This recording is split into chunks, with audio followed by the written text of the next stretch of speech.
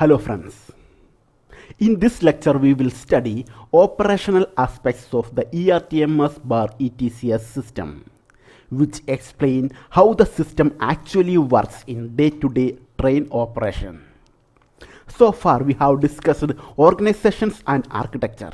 Now we move to practical system behavior, operating levels, and real-world implementation scenarios. The operational behavior of ERTMS/ETCS is defined by UNISIG. The main reference document is the System Requirements Specification, commonly known as the SRS. This document defines how the system must behave under all operating conditions.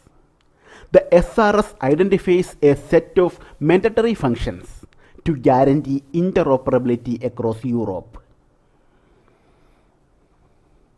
Class 1 and national functions. The SRS classifies functions into two categories. First, Class 1 functions. These are the minimum mandatory functions. They are agreed upon by all stakeholders. They ensure interoperability between different countries and suppliers. Second, national functions. These are functions not included in Class 1, defined by individual railway administrations, usually to meet country-specific operational requirements. Basic function of ERTMS/ETCS system. The fundamental purpose of ERTMS/ETCS is train protection. The system works using information provided by signaling equipment and continuously supervise train's movement. Its main function is to prevent trains from passing certain points at unsafe speeds, prevent unauthorized passing of red or stop signals.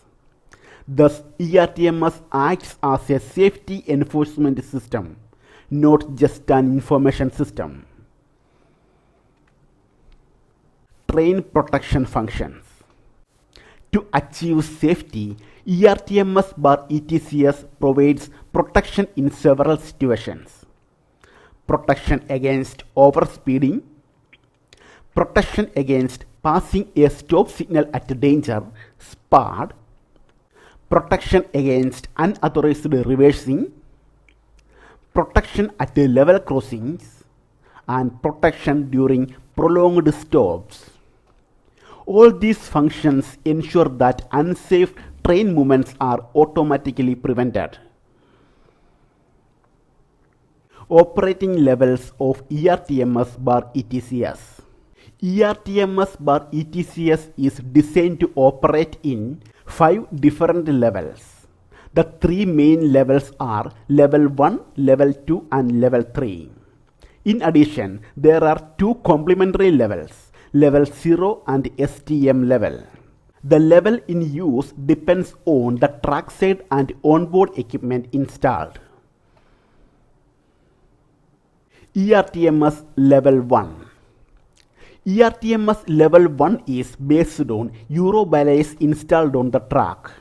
These balays transmit information to the train when it passes over them.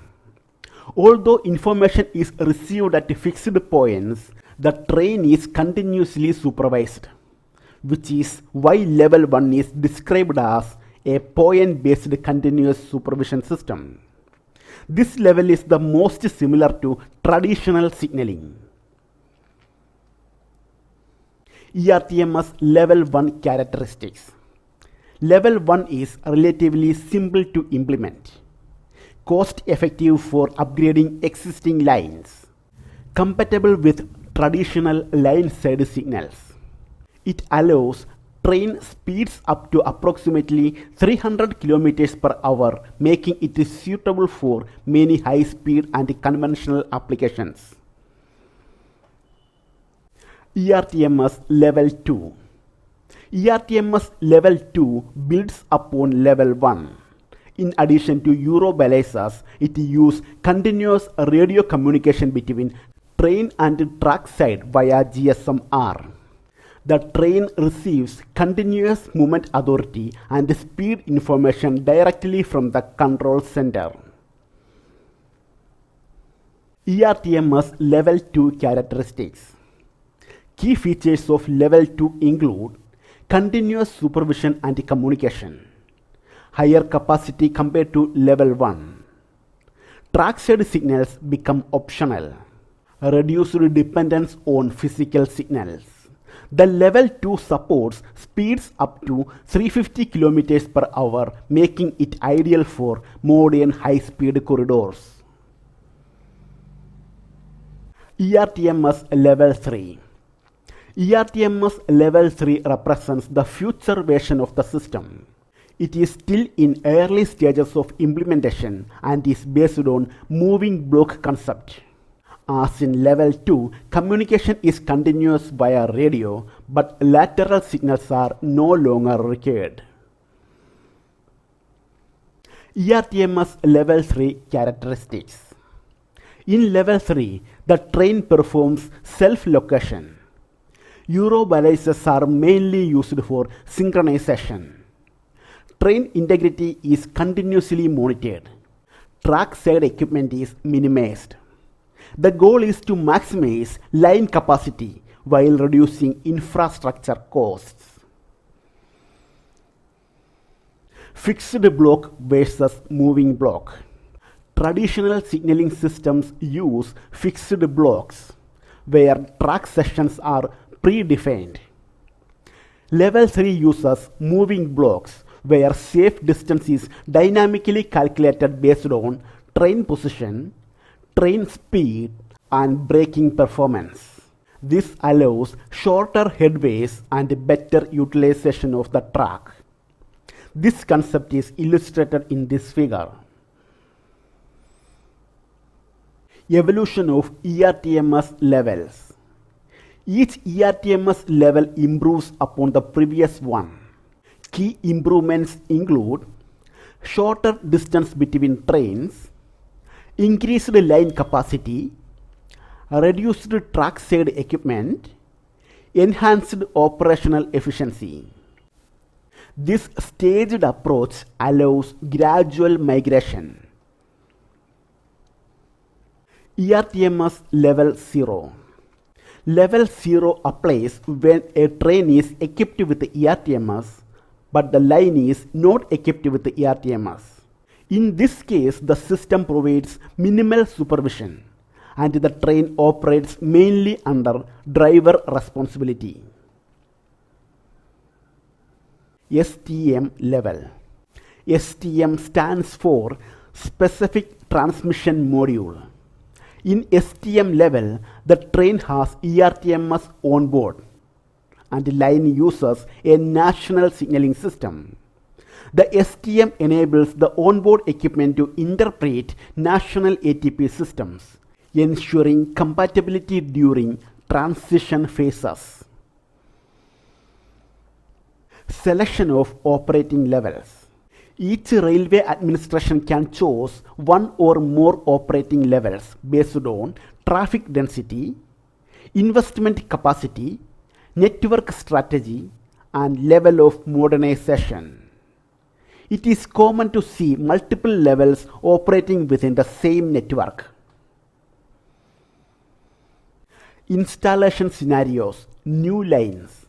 For new lines with new trains, the desired ERTMS level can be installed directly. Both trackside and onboard systems are designed together. This is the simplest and most efficient scenario. Such lines often adopt Level 2 or Level 3. Installation scenarios. Renovated lines. On renovated lines, traditional signaling already exists. Transition zones must be carefully designed. Compatibility between old and new systems is critical. Operational continuity must be maintained during migration. Installation scenarios. Mixed traffic lines. In mixed traffic lines, some trains are equipped with ERTMS Others use traditional ATP systems. Since ATP systems have a lifespan of about 20 years, coexistence is unavoidable for long periods. Installation scenarios: low traffic lines. For lines with low traffic or low profitability, heavy investment in trackside equipment may not be justified. Focus is on reducing installation and maintenance cost. Minimal or selective ERTMS deployment is preferred. Case-by-case implementation. There is no universal solution for ERTMS deployment. Each line has unique operational requirements, different economic constraints, and specific traffic patterns. Therefore, every ERTMS installation must be studied and planned individually. To summarize, ERTMS operational behavior is defined by the SRS. Class 1 functions ensure interoperability. Multiple operating levels provide flexibility. Level 1, 2 and 3 represent increasing capability. Level 0 and STM support transition. Careful planning is essential for successful deployment.